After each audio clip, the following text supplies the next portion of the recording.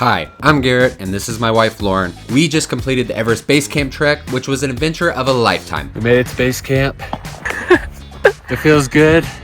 But this amazing experience took a ton of planning. So here are the top 10 things we think you need to know if you are preparing for a trek of your own.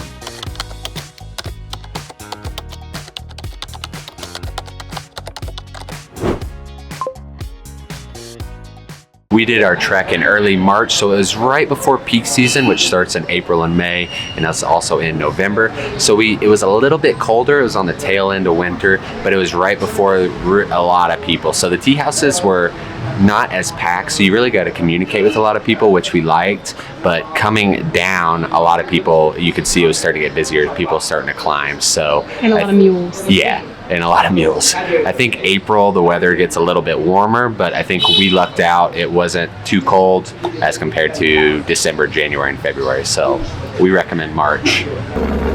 Planning for this trip, make sure that you give yourself some buffer days. That was definitely a mistake that we made. The flights from Kathmandu to Lukla and Lukla to Kathmandu are not at all set in stone. They get canceled quite often. The weather in Lukla and the visibility has to be pretty much perfect for them to fly since it's such a dangerous runway and route. So just give yourself a little bit of time. You might not get out on the day you think you are.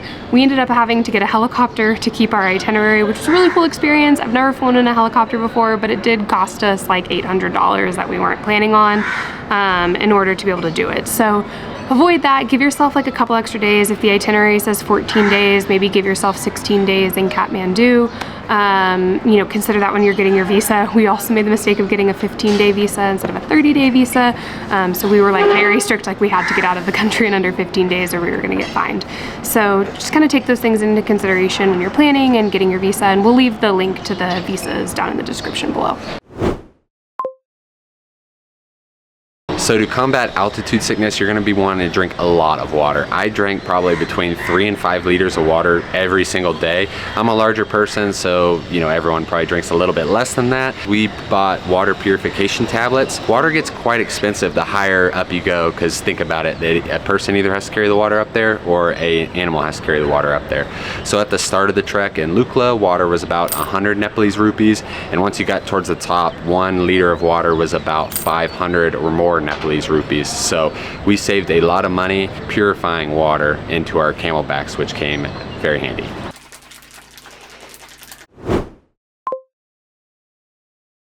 This is the most important tip. Of course, you can opt to do the trek on your own, but really hiring a reputable tour company and guide makes this experience so much better, and it's honestly just much easier logistically. This is why we're excited to announce the sponsor of this video and the company that we chose to do the Everest Base Camp trek with, Outfitter Nepal. Say hands down that Outfitter Nepal is by far the best tour operator we've ever used. Really what sets them apart from other tour operators is their customer service, responsiveness, and their attention to detail. We booked the 14-day Everest Base Camp trek, and from the beginning they responded to all of our questions. The 14-day trek included transportation from Kathmandu airport to our hotel, a flight from Kathmandu to Lukla and back, an awesome guide and porter for the trek, and the price included all of our accommodations at the tea houses, the food, and they handled all of the logistics. We really just had to walk. They also allowed us to rent gear such as sleeping bags and down jackets, which was really critical for us. And not only do they offer services for the Everest Base Camp trek, they also have various tours in Nepal as well as other countries. Highly recommend them. It's important to know up front what your tour operator includes in the cost and has available for additional purchases. Use the link and code in the pinned comments below. It'll let Outfitter Nepal know we sent you,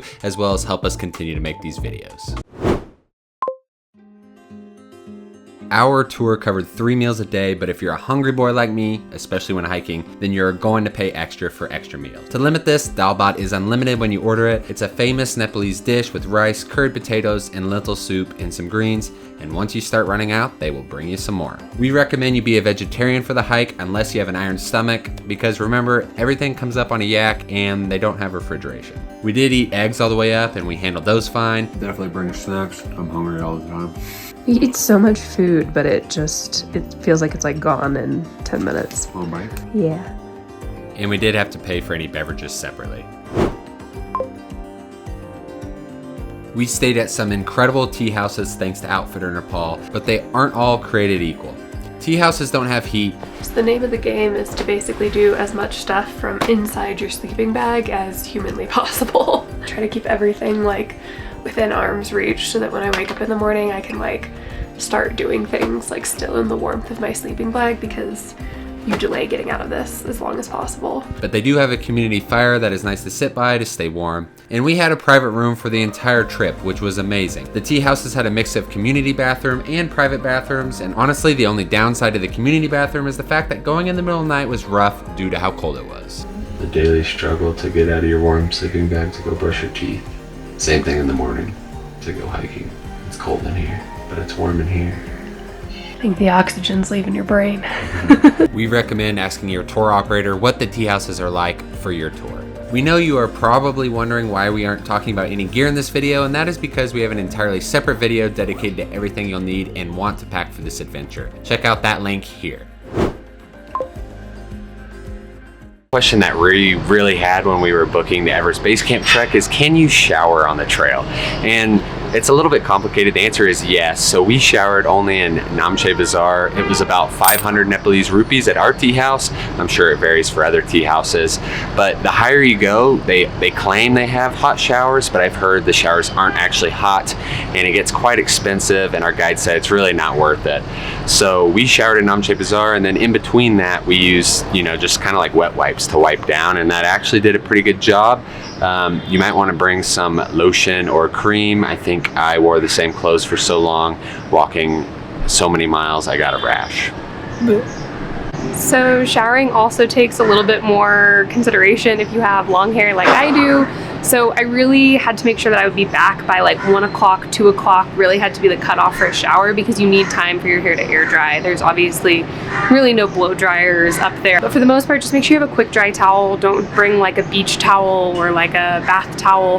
They're not gonna absorb enough water or dry off quick enough for you to put back in your pack. We got the REI, just like quick dry one. It came in like a little mesh case, so even if it didn't dry all the way, we could clip it to the back of our backpacks and let it dry as we went. But that's definitely gonna be your best bet. They're usually smaller and more compact too, so they'll fit in your duffel bag easier. One of the major challenges of the Everest Base Camp trek is the altitude, and you start in Lukla around 9,000 feet above sea level, and you go all the way to base camp, which is about 17,600 feet above sea level. Depending on the tour company you go with, they build in acclimatization days. Our company built in one in Namche Bazaar and in Dengbuche, so that way we were able to acclimatize as we went up in altitude. Are you gonna be heavy breathing on camera? But it's still very challenging, so our advice is to make sure you drink a lot of water, make sure you rest, and take it slow. There's no reason to rush. Like, you have all day to get to your next tea house. On the uphills, Lauren and I just went slow and steady. We tried not to stop a lot, but we walked really slow up the hills, and we were pretty good. We also had quite a bit of medications just in case. We had Diamox, so talk to your healthcare professional, but that seemed to help us out quite a bit. And we also had Advil in case we got any headaches. And I'm out of breath from talking that much at once. The trek is very doable, but it'll be much more enjoyable if you're in shape. Pretty self-explanatory. Go for some walks, lift some weights, do some cardio, and you'll be all right. Compared to other hikes that we've done, we think the altitude is more challenging than the actual hiking terrain. While your tour may provide the majority of your food, you are going to want extra meals. I think we racked up quite a bill on lemon ginger honey tea alone. It is cash only up there with spotty ATM connection, so we recommend you bring more than you think you'll need. Also, you typically need to tip your porter before you return to Kathmandu, since they stay up on the mountains, so make sure you plan for that accordingly. Overall, this trek cost us $1,300 US per person to book. We tipped the porter and guide $450 US. We also paid an extra $800 to take a helicopter to Lukla due to the multiple days of bad weather, and we took about $25 to $30 US per day hiking for extra tea, extra food, things like that. There are definitely cheaper ways to do it, but this price was worth the comfort for us.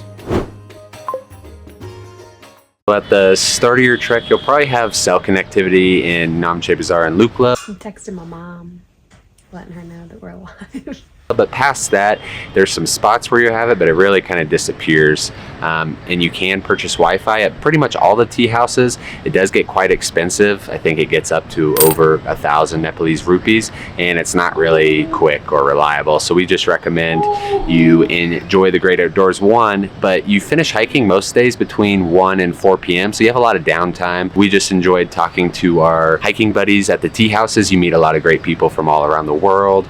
And then we brought a Kindle Kindle so we could just read when we had some downtime. We hope this video helps you prepare for your Everest Base Camp trek. If you have any questions, let us know down in the comments. Thanks for watching, and we'll see you in the next video.